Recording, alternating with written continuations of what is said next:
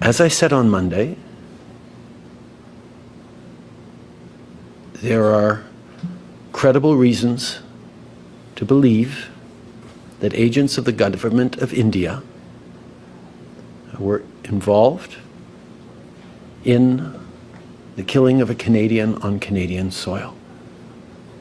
That is something of the utmost and foundational importance in a country of rule of law, in a world where international rules-based order matters.